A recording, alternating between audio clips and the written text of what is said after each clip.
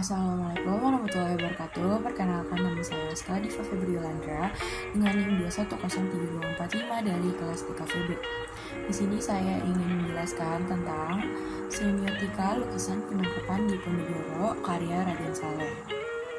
Raden Saleh adalah salah satu pelukis maestro Indonesia yang menganut aliran seni romantisme yang berkembang di Eropa pada awal abad ke-19 Masehi, dan beliau juga sudah diakui sebagai pelukis kelas dunia. Beliau terkenal dengan karya-karya lukisannya yang menjadi saksi sejarah. Kebanyakan lukisan yang beliau ciptakan menceritakan situasi pada zaman perjuangan perang, khususnya pada daerah Jawa. Karya lukisan Raden Saleh banyak mengandung paradoks, contohnya gambaran keagungan tetapi dibarengi dengan kekejaman, cerminan harapan dan ketidakkepastian takdir. Lewat karyanya, beliau seringkali menyindir bagaimana nafsu manusia yang seringkali mengusik makhluk lain, seperti kebiasaan berburu hewan. Selain itu, beliau juga mengusungkan tema tentang gagasan kemerdekaan dan kebebasan. Salah satu karyanya yang mengusung tema tentang perjuangan adalah lukisan yang berjudul Penangkapan Pangeran Diponegoro.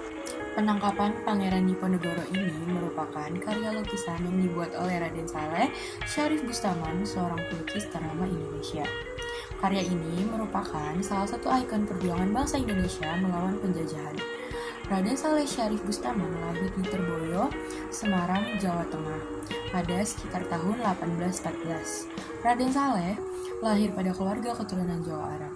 Ayahnya bernama Said Husain bin Alwi bin Awal bin Yahya yang merupakan seorang keturunan Arab, sedangkan ibunya bernama Mas Ajeng Zarif.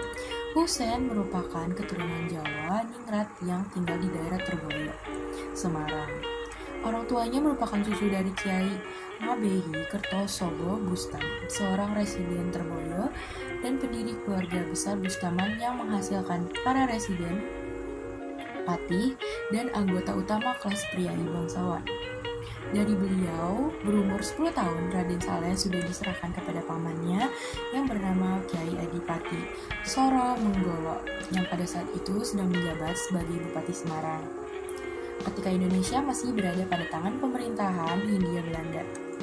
Selain menjabat sebagai bupati, Kiai Adipati Soro Menggolo juga merupakan salah satu anggota Javans Weldading Genootschap atau masyarakat filantropi, di mana sebagian anggotanya adalah pejabat Belanda. Dari perkumpulan inilah yang menjadi satu dorongan bagi Raden Saleh untuk menyukai seni lukis dan kebudayaan Eropa. Lukisan Penangkapan Pangeran Diponegoro karya Raden Saleh ini dibuat sebagai balasan dari lukisan Nicholas Pieneman yang ditugaskan untuk mendokumentasikan momen penangkapan Pangeran Diponegoro. Ketika peristiwa penangkapan Pangeran Diponegoro pada tanggal 28 Maret 1830, Raden Saleh sedang berada di Eropa. Raden Saleh diduga melihat lukisan Nicholas Pieneman saat ia tinggal di Eropa. Dalam perang yang diselenggarakan di sebagian besar wilayah Jawa Tengah, lebih dari 200.000 tentara Jawa dan 15.000 tentara Belanda tewas. Setelah serangkaian kemenangan, sebagian besar pemimpin pemberontakan ditangkap dan situasi menjadi sebuah titik balik yang menguntungkan untuk Belanda. Pada tanggal 28 Maret 1830, Pangeran Diponegoro diundang oleh Letnan Hendrik Marcus de Kock ke Wisma Keresidenan di Magelang.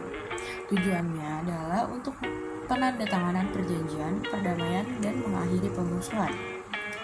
Tetapi kemudian Pangeran Diponegoro ditangkap karena menolak untuk mengakui statusnya sebagai pemuka agama umat Islam sepulau Jawa. Kemudian ia diasingkan ke Manado di Pulau Sulawesi, kemudian dipindahkan lagi ke Makassar, tempat di mana ia meninggal dalam pengasingan 20 tahun kemudian. Selanjutnya masuk pada bagian analisis semiotika. Analisis pada artikel ini menggunakan ilmu semiotika dengan metode semiotika yang pemahamannya diciptakan oleh Charles Sanders Peirce.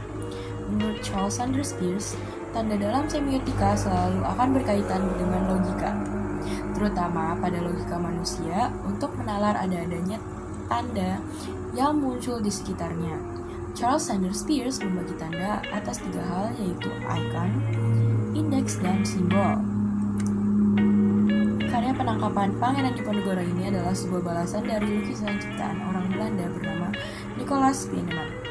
Banyak tanda-tanda sindiran dari Raden Saleh. Pada gambar di samping, Pieneman cenderung menggambarkan raut, wajah kesedihan, kekecewaan pada wajah Pangeran Diponegoro saat ditangkap oleh Belanda, sedangkan yang digambarkan oleh Raden Saleh berbanding terbalik. Raden Saleh menggambarkan raut wajah kemarahan, frustasi, dan tidak terima. Dagu Pangeran Diponegoro diangkat seperti menantang menunjukkan sifat arogan kepada para tentara Belanda yang ada di sana tanpa ada rasa takut.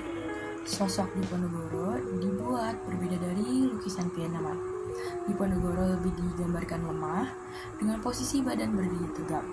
Sedangkan pada lukisan Raden Saleh, Diponegoro digambarkan sangat gagah dan menantang Jenderal de Kock dengan dagu yang diangkat dan sorotan mata yang tajam seperti menantang. Selanjutnya, gambar di samping menunjukkan bagaimana perbedaan Pieneman dan Raden Saleh menggambarkan tentara Belanda.